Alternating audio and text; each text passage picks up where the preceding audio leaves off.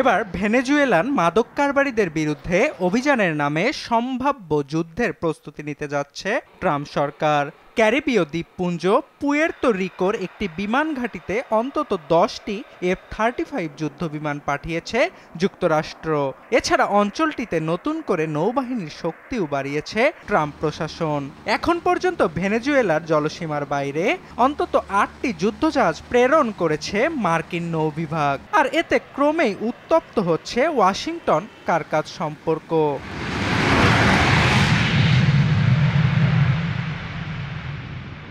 Trump প্রশাসনের দাবি, ভেনেজুয়েলার অভ্যন্তরে গড়ে ওঠা আন্তর্জাতিক মাদক কারবারিদের কার্যক্রম রুখতেই সম্ভাব্য সামরিক হামলার প্রস্তুতি নিচ্ছে তারা।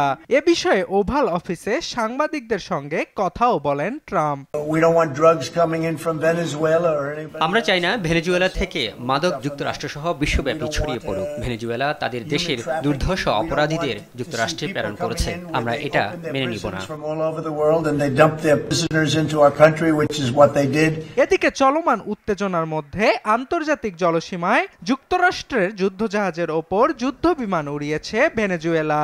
দেশটির এমন কার্যক্রমকে উস্কানি হিসাবে অভিহিত করেছে হোয়াইট হাউস। এজন্য ভেনেজুয়েলাকে চরম মূল্য দিতে হবেও বলে হুঁশিয়ারি দেন ট্রাম্প। ইফা জোশো এক্সপার্ট মিক্সে আছে সবচেয়ে বেশি মশলার সংমিশ্রণ। ইফা জোশো এক্সপার্ট মিক্স মশলা।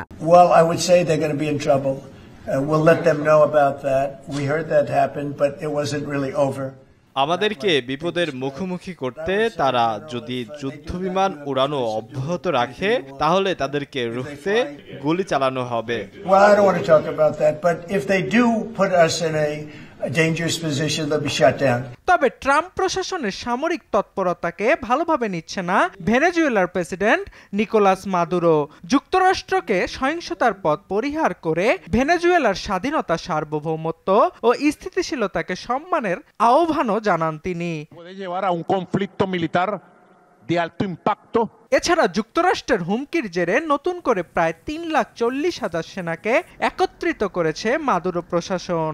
এছাড়া যুক্তরাষ্ট্র ভেনেজুয়েলায় আক্রমণ করলে তার পাল্টা জবাব দিতে কারাকাস প্রস্তুত রয়েছে বলেও জানান মাদুরো। এর আগে গেল মঙ্গলবার ক্যারিবীয় অঞ্চলে একটি স্পিডবোট ধ্বংস করেছে মার্কিন নৌবাহিনী। এতে নিহত হয় অন্তত 11 জন। ট্রাম্পের দাবি, নিহতরা ভেনেজুয়েলার অপরাধী সংগঠন ট্রেন দে আরাগোয়ার সদস্য ছিলেন। তবে কারাকাস একে বিচার বহির্ভূত হত্যাকাণ্ড হিসাবে আখ্যা দিয়েছে। অর্ণব প্রসাদ, RTV।